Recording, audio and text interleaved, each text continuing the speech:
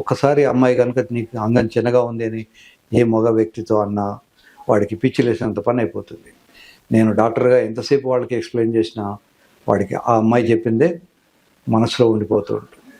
కనుక అమ్మాయిలు చిన్న రిక్వెస్ట్, ఒకవేళ ఏవైనా ఇబ్బందులు ఉంటే ఆ మగ పిల్లవాడికి నీకు చిన్నగా ఉన్నది అనకండి, నీకు గట్టిగా లేదని చెప్పండి. ఆ గట్టిదనం కోసం నేను మందులు ఇస్తాను. ఎందుకంటే చిన్నగా ఉండేది చాలా చాలా రేర్.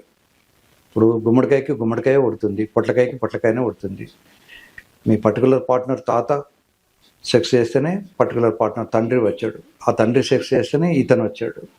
కనుక ఇంతమందికి ఇన్ని జనరేషన్స్లో లేని ప్రాబ్లం వీటికి సడన్గా చిన్నగా అయ్యేందుకు అవకాశాలు తక్కువ ఉంటాయి. సో యూజువల్గా జనరల్ హైట్ను బట్టి అంగం పొడవు కూడా ఉంటుంది. ఫర్ ఎగ్జాంపుల్ అమితాబ్ బచ్చన్ అంత హైట్ ఉంటే న్యాచురల్లీ 2 సెంటీమీటర్లో 3 సెంటీమీటర్లో మిగతా వాళ్ళందరికన్నా ఎక్కువ ఉండొచ్చు.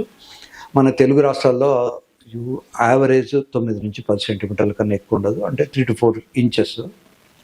యూజువల్గా అది సెక్స్ చేసే టైంలో ఇంకో 2 సెంటీమీటర్లు గెయిన్ ఉంటుంది, కొంచెం పొడవు అవుతుంది. కనుక ఎవరిని కూడా చిన్నగా ఉన్నాననుకోండి.